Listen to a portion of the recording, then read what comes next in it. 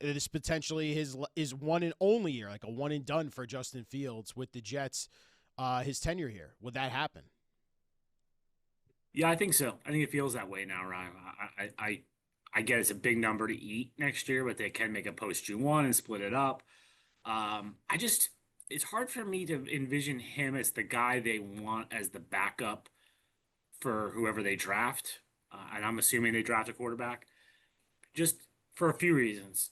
I don't think he's the veteran guy you want teaching your quarterback. He just hasn't had success in the NFL. So what does Justin Fields know? You know what I mean? I'd rather have a guy who's been around a little bit, had a little success, and he doesn't strike me as a great leader.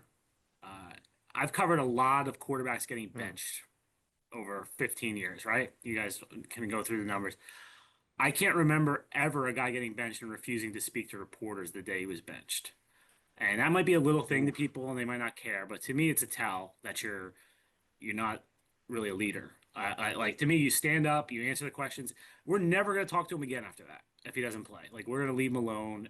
But like you got to do it that day. Even Zach Wilson for all the slings and arrows he took, he did it when he got benched.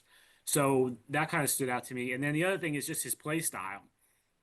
I don't know if he's conducive to being a backup quarterback, right? Like because you're probably not going to have a starter who plays like him. And now, like, do you have to change the whole offense if he has to come in? I think you'd rather just have a guy who's more of a traditional drop back quarterback as your backup. It makes sense, guys, and it's something interesting you point out that the fact that he hasn't spoken to the media after getting benched. I will say this And we're though, recording this Friday morning. He might talk he today. might talk today, We have locker room today. Yeah, but like even like you said but I though, was kind of surprised he didn't talk. He was in the locker room Wednesday and just didn't want to talk to us. yeah, So, I mean, Mm.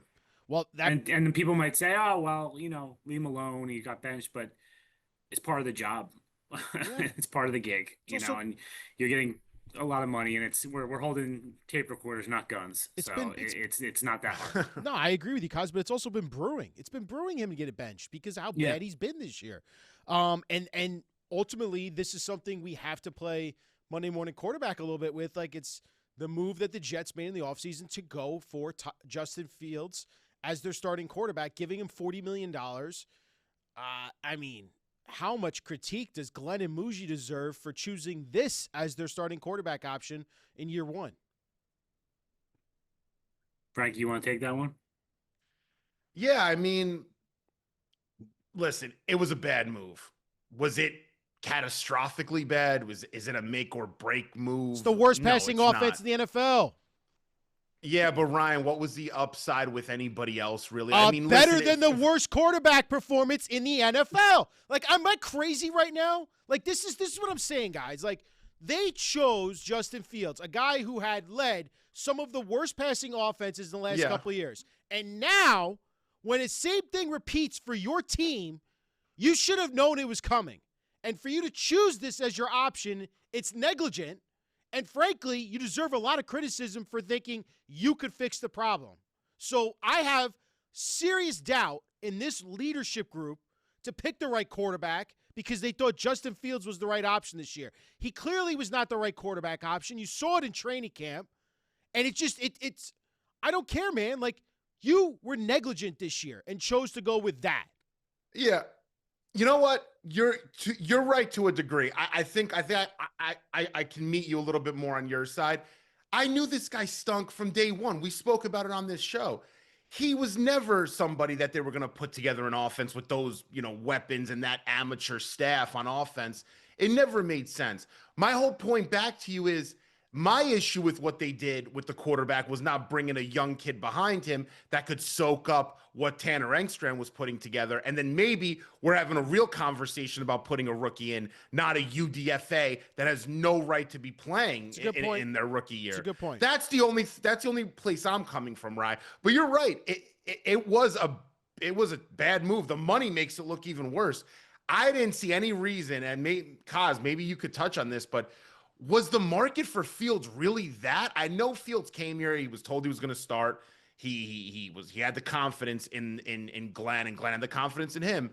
But 30 million guaranteed, 40 million. He seems like a 2-year, $15 million quarterback kind of thing, right? I don't know. Yeah, that's where my issue is the money. Because I actually guys like to, I always try to be, uh, don't like to reverse myself. I wrote last December that Fields was the best option for them. Like when Mm. Bacon or Rogers wasn't coming because I was sort of looking at, okay, who is the next Sam Darnold, Baker Mayfield type of guy, that reclamation project, because I didn't see any veteran options that were really appealing. I didn't think they were going to draft a quarterback. So, I wrote that at the time, so I can't now say, oh, it was a terrible decision. I think where the terrible decision was giving him $30 million. So I don't, Frankie. The only team I know was interested was the Steelers, right? They wanted to Mm. bring him back, but they weren't going to bring him back for that money. And feels like the Jets sort of like gave him that money, promised him the job, all this stuff to try to get him here, which is that part of it's weird to me. Like I think it was like take a chance on this guy. Like the Buccaneers took a chance on Baker Mayfield, but they didn't give him $30 million, right? Like, and I remember the Buccaneers were here when Baker for his first year, and he was competing with Kyle Trask for the starting job. Sam Darnold Yeah, I wasn't do handed remember the that. starting job in Minnesota. It was supposed to be J.J. McCarthy, and then he got hurt, and Sam stepped in. So I think two mistakes were made. I think the money was way too much, and guaranteeing him the job was the other part that was the mistake. They probably, whether it was a draft pick or whether it was another veteran, they probably should have had somebody competing for the job last summer. They probably should have had a little quarterback competition. It was always weird to me that Aaron Glenn like preached like you got to earn your keep, right? Like he's used that phrase, you have to earn your keep, and he's, but like Justin Fields was handed the job. It never really made much sense to me, but I think it was negotiations. I think they promised him the job till he would come. But yeah, it's and no doubt now with the results, Ryan. Like it was obviously it was the wrong move.